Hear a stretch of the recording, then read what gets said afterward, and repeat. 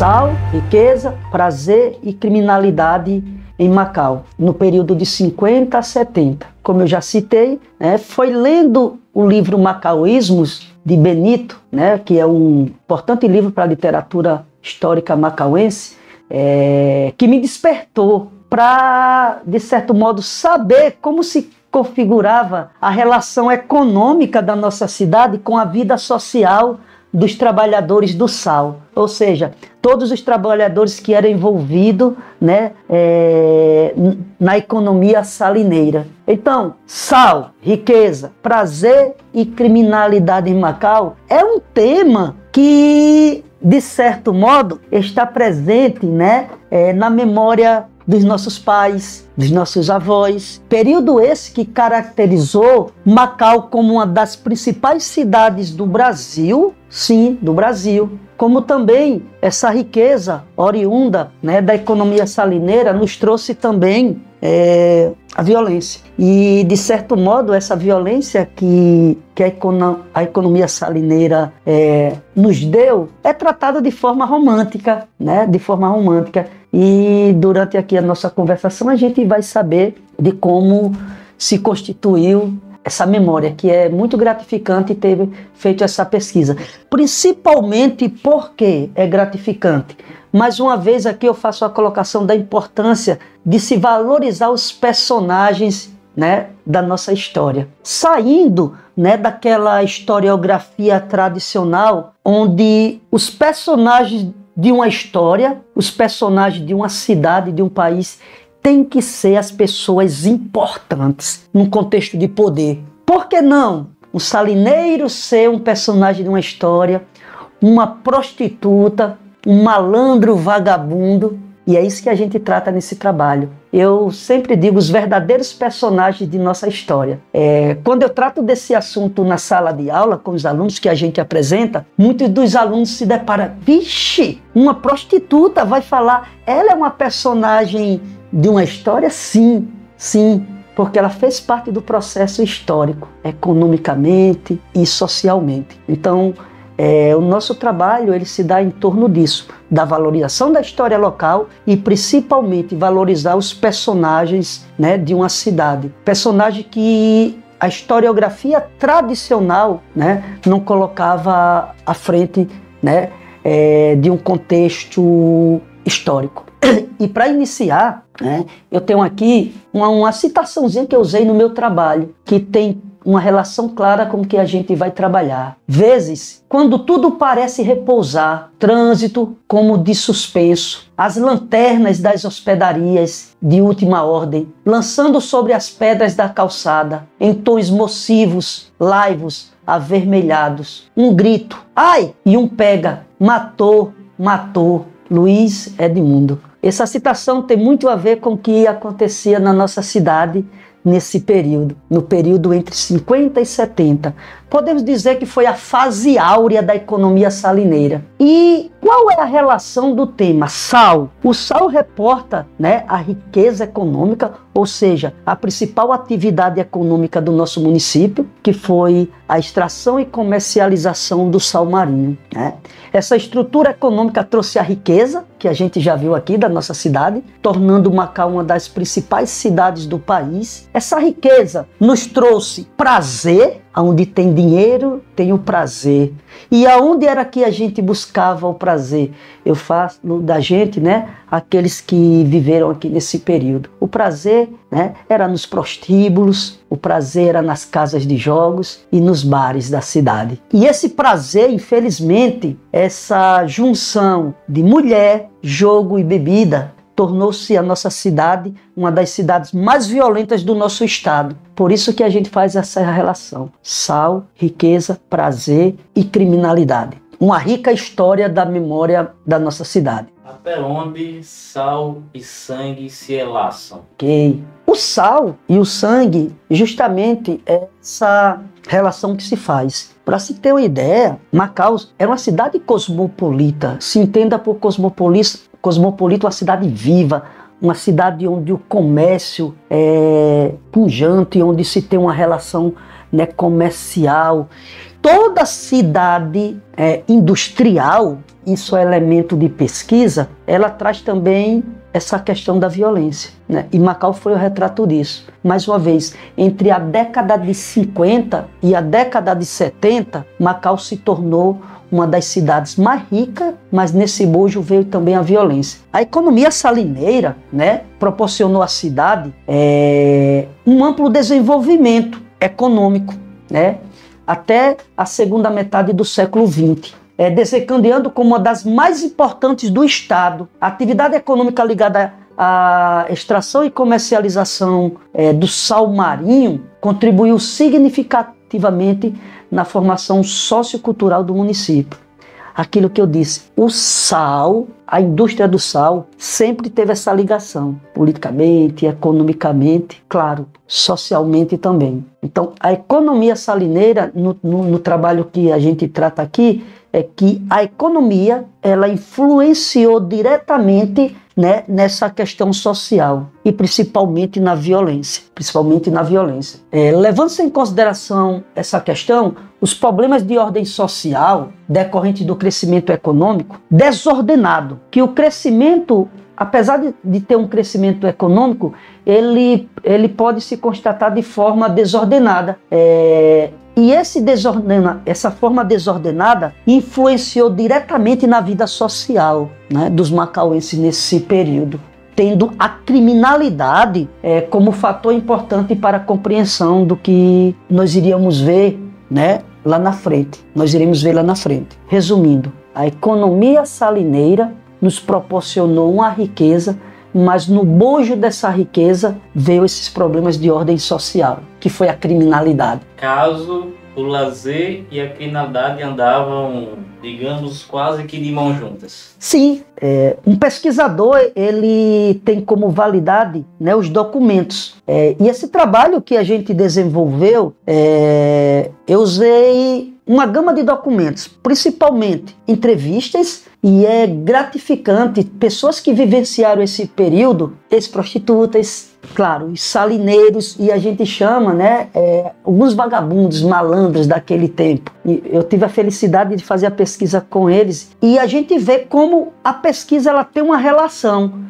Você falar, né, com os participantes desse período, nas leituras bibliográficas que a gente faz para escrever um trabalho desse, e principalmente, o principal documento que foi usado foi os processos criminais que estão aos cuidados do Fórum de Macau. Os processos criminais daquele período que o professor Benito, e foi através desses processos criminais que eu me encantei com esse tema. O livro Macauísmo, ele é, de certo modo, todo alicerçado em processos criminais. E os processos criminais que eu fiz a leitura, e muitos aqui também, você vai ver que toda essa problemática da violência tem uma ligação direta com os salineiros. Ou seja, você pega uma pasta lá do fórum, né, que vem vários processos, de 10 processos que estão naquela pasta lá, 7 têm uma relação de criminalidade ligada aos salineiros ou aqueles que estão dentro desse conjunto, né, econômico. Interessante demais. Então, lazer e criminalidade na vida dos salineiros. É interessante a gente tratar aqui, pessoal, as extravagâncias realizadas foram tantas que impressionava quem não viveu aquela época. Como, por exemplo, comprar caixas de cervejas e dar banho em carro, acender com uma nota de 100 cruzeiros o cigarro e outras coisas tantas. Isso foi um relato do Padre Penha, né, em um dos seus trabalhos de pesquisa que foi colocado no livro. O que isso quer dizer? Girava tanto dinheiro na cidade que isso eram as extravagâncias que se faziam, né, diante do poder econômico da cidade de Macau. Para se ter uma ideia, eu não sei se alguém já fez essa relação, mas num contexto do período econômico, você poderia fazer uma relação de importância econômica para o país, claro, num contexto aqui centralizado na economia salineira de Macau. Macau, como a principal cidade da região, tinha uma ligação direta com Recife, que era a capital do Nordeste, e com o Rio de Janeiro. O que eu quero dizer isso? O que acontecia no Rio de Janeiro, acontecia em Macau. Eu falo no contexto de informação, no contexto político que a gente viu lá atrás. Então tinha essa relação de importância dessas 3 cidades. Macau, uma cidade portuária, Recife, Rio de Janeiro. Então tinha essa ligação clara de poder. Então a gente pode dizer sim que Macau, ela, nesse período que foi a fase áurea mesmo, política, econômica, social, né, entre a década de 50 e 70, como uma das mais importantes cidades do país, uma das mais importantes do país, nesse contexto. Olha só, aí a gente parte agora para a questão da criminalidade. Não esqueçam que aqui a gente está tratando, né, da economia influenciando na vida social. Aí é interessante, eu faço a mesma relação quando se dá aula, que a gente tem que fazer essa relação quando se trabalha a historiografia local,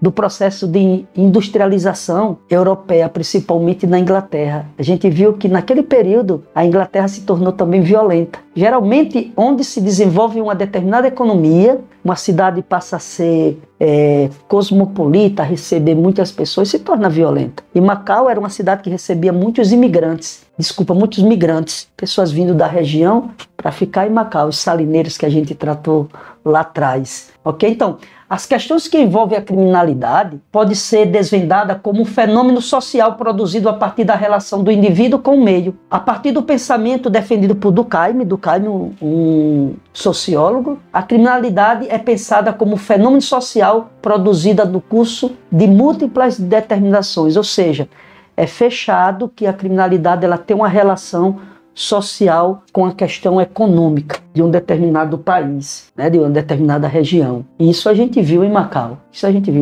Outro aspecto que é de suma importância a gente colocar, que esta relação econômica com a vida social está na opção do lazer, né? O lazer influencia muito nessa relação social. E falar do lazer, o lazer dos nossos salineiros. Como era o lazer dos nossos salineiros? Claro, os carnavais, que aqui já foi tratado, né, pelo professor Tião Maia, e que faz parte da nossa memória, né? Macau como uma cidade carnavalesca, era o elemento principal de diversão, né, nesse período. Como também, né, as rodas de coco, né, um elemento cultural muito importante que infelizmente só através da memória a gente pode resgatar, que está se perdendo, né, os cocos de roda, os pastoris também era outro elemento importante da diversão, né, daqueles que trabalhavam no Parque Salineiro e principalmente, pessoal, os bares, os prostíbulos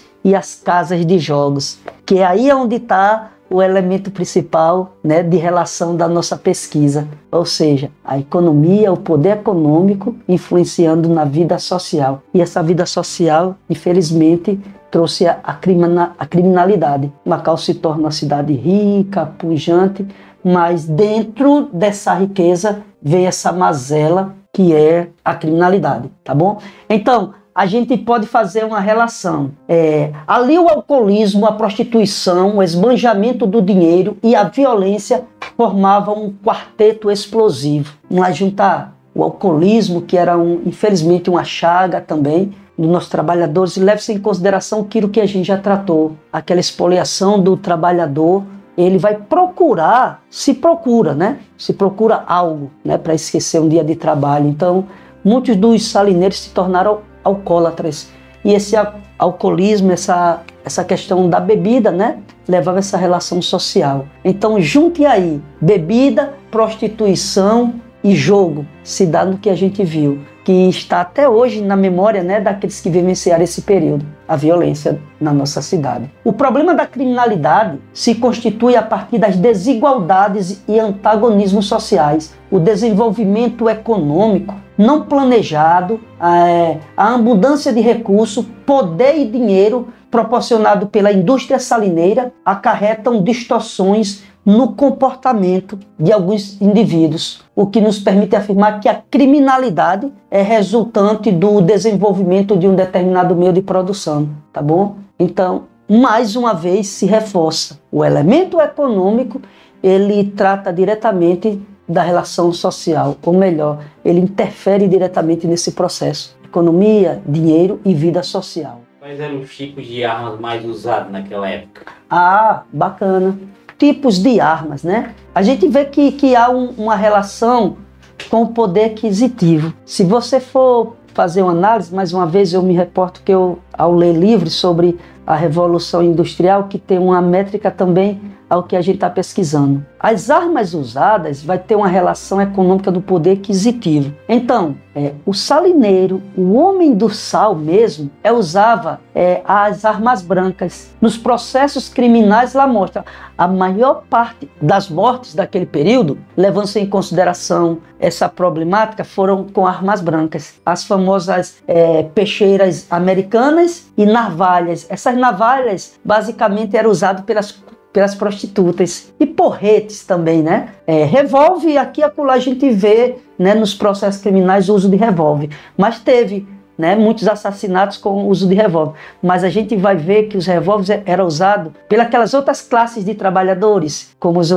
principalmente os marítimos, né, tinham um revólver, mas o homem do sal mesmo, né, o salineiro, ele usava peixeiras americanas. Por quê? Numa relação, o salineiro ele era um pescador. Geralmente o pescador era o salineiro, e a gente sabe que culturalmente a faca é uma ferramenta do pescador. Então eles tinham essa relação de sempre estar com a faca, né, na cintura lá. Então as armas usadas basicamente eram essas, arma branca.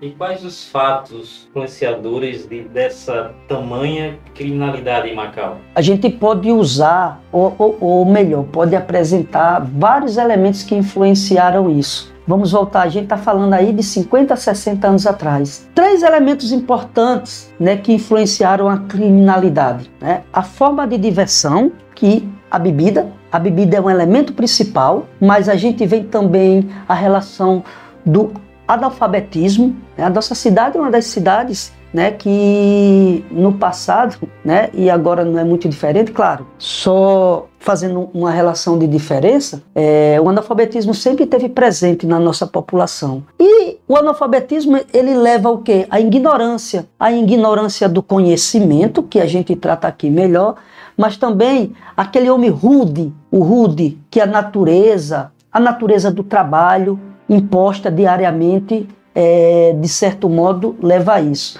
Então, resumindo, o alcoolismo, né, o analfabetismo, a divisão social e o machismo foram esses elementos que influenciaram na totalidade esses crimes. O alcoolismo, o analfabetismo, o machismo e a divisão social. O que é a divisão social? Aquela divisão social dentro da economia, o salineiro, né, o marítimo, o barcaceiro.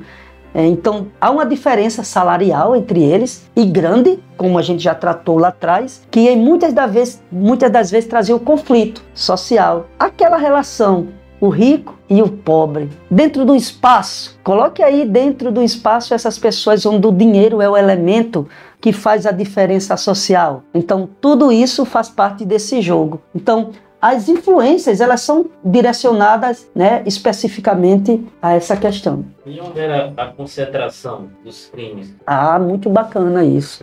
É onde está o objetivo do trabalho, que dentro de uma questão social, a gente vai ver o quê? Que o poder público, aí é uma crítica, o poder público, ele é upado pela geração da violência em determinados espaços. Então, diante do trabalho aí, você vai ter, de certo modo, 2 períodos. Antes de 1950 e após 1950. E nessa lógica a gente pode dizer o quê? Os fatores que determinaram a criminalidade num determinado espaço geográfico podem ser compreendidos a partir da organização socioeconômica que esta representa. Ou seja, até hoje, faça uma pergunta para si mesmo. Geralmente, numa cidade, onde é que a violência é mais evidente? Onde não tem, né, o papel do Estado lá dentro, onde não tem infraestrutura. E a gente corriqueiramente onde a educação não chega, é onde o lazer não chega, é onde a saúde não chega. Isso é preponderante. Olha, Sobre isto, podemos ter como exemplo específico as transformações de ordem política e socioeconômicas ocorridas no Rio de Janeiro, no início do século XX, diante da reestruturação urbana a partir do urbanismo político desenvolvido no governo de Pereira Passos. Ou seja, pessoal, as favelas de hoje do Rio de Janeiro, a gente faz uma relação com o trabalho, com a falta da presença do Estado, do governo. Onde os locais mais violentos? São nas favelas. Sabe como foi que surgiu as favelas? Foi um projeto, de urbanismo. Retirava a população do centro da cidade, porque o Rio de Janeiro ia embelezar, ia se tornar uma Europa. Então tirava os pobres do centro da cidade e jogava nos morros. Então essa população de favelados hoje, claro, quem viu lá atrás, seus antepassados, surgiu dessa problemática de urbanização. Você tira, os pobres, aquelas pessoas que moravam no centro da cidade e foram para os morros. E foi lá onde surgiu as primeiras favelas. E até hoje a gente sabe que o morro, as favelas, é o espaço geográfico maior de violência. Aí vamos voltar para Macau. Antes de 1950, a gente vê na pesquisa que a violência era no subúrbio da cidade, no Porto e no Valadão. Subúrbio, entenda-se como subúrbio, locais distantes do centro da cidade, sem a menor infraestrutura. Tem uma relação? Então, é uma relação de quê? De falta de infraestrutura e zelo do poder público. E esses espaços se tornam violentos. E a gente vai ver mais o quê?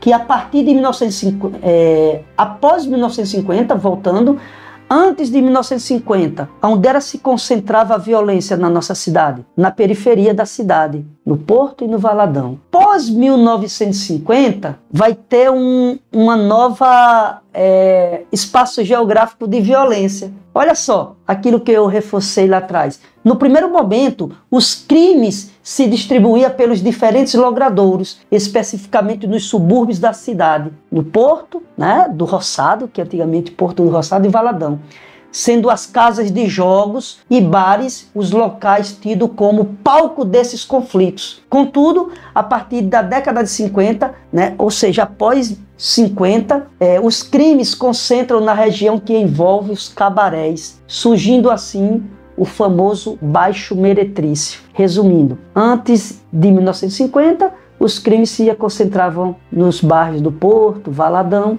e após 50, passa agora o quê? Para o Baixo Meretrício. O que seria esse Baixo Meretrício?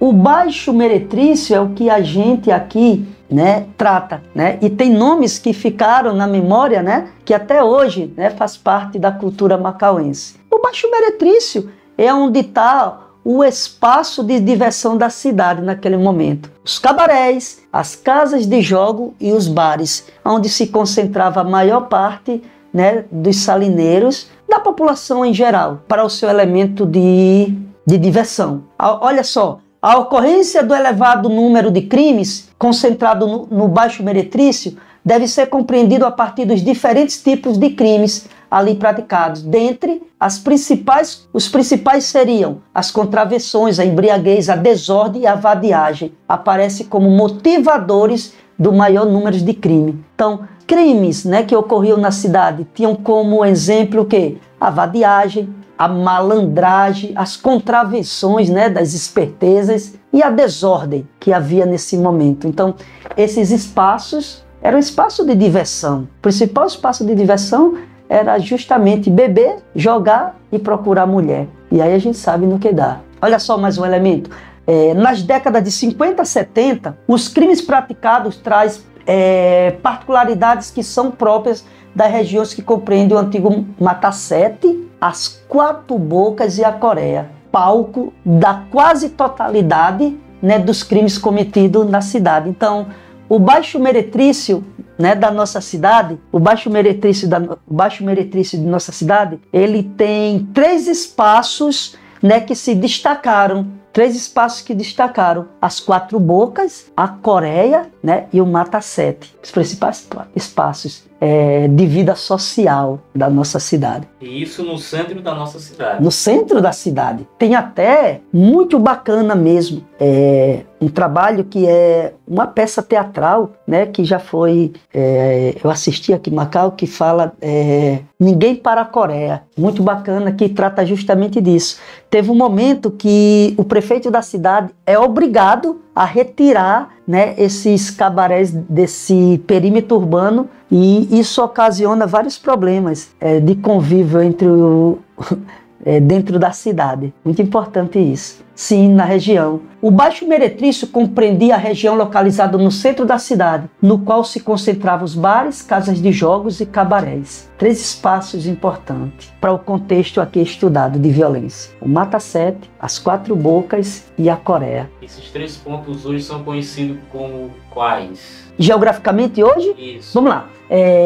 A região do antigo Mata 7. A região do antigo Mata 7 é aquele perímetro urbano hoje que, eu digo, o quadrante ali, principalmente, onde é o Queiroz, supermercado Queiroz. Todo aquele quadrante do Queiroz, né, que tem o supermercado Queiroz, tem ali Chico de Paula, tem a frente do colégio, e o outro lá que dá para frente da antiga, hoje que é a Central do Cidadão. Se vocês observarem, a arquitetura tem algumas casas que ainda, onde eu fazendo um trabalho com os alunos, eu entrei ali, né, naquela casa próximo a Chico de Paula, ainda tem os quartos lá, né, bacana. E também, especificamente, né, compreende o Mata 7, o antigo Mata 7 compreende hoje a rua Contra Almirante, e que antigamente chamava Rua Boa Vista. Rua Contra Almirante é aquela rua que vai, claro, do supermercado Queiroz até lá no final,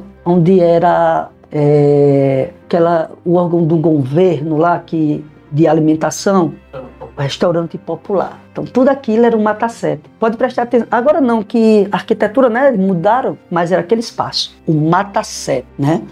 Por que Mata 7? Ah, sim. Porque Mata 7, segundo pesquisa, né, o Mata 7, no espaço de um ano, não foi de uma semana, mas no espaço de um ano, mataram 7 pessoas naquele perímetro urbano, né? Aí ficou conhecido como Mata 7, correto? A Coreia, né? A Coreia também. A Coreia também era um bar, e como também um prostíbulo. A Coreia, ela fica naquele localidade, na Avenida Centenário, né? Na Avenida Centenário ali, onde hoje a Secretaria de Educação do município, né, que vai até um dia agora não sei, residencial ali que tem. Ali chamava Coreia. Também era um importante espaço, né, de diversão, né, das noites dos salineiros. Mas sabe por que se chamava Coreia? Foi uma das coisas mais espetaculares. Eu acho que é novo, não sei se alguém tiver outro questionamento que me coloque, mas eu fiz uma pesquisa com o salineiro. O que foi que ele me falou? Por que se chamava Coreia? Porque olha só o período, 50 a 60. Foi na década de 50 que houve a Guerra da Coreia, né? Quem estuda a história, a Guerra da Coreia.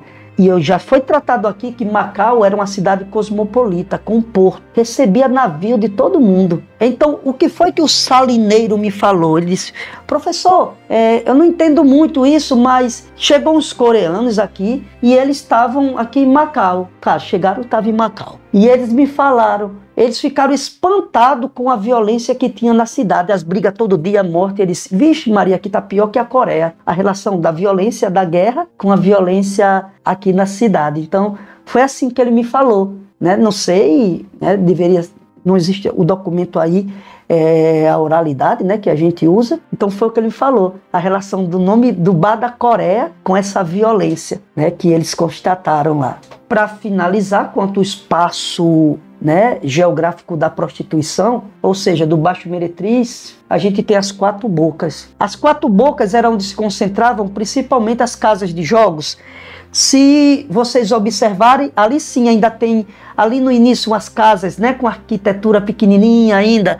Então ali eram casas de jogos, que tem até hoje. Ainda hoje tem casas de jogos naquela região ali. As casas de jogos eram chamadas as 4 bocas. E ainda, onde fica as 4 bocas? No calçadão. Tudo aquilo era chamado as 4 bocas. Casa de jogos, bares e prostíbulos. Tudo naquela região, toda naquela região. Assim como o lazer estava tendo uma ligação direta com a criminalidade, também a prostituição tinha essa ligação com os crimes. Direto, é o foco do trabalho.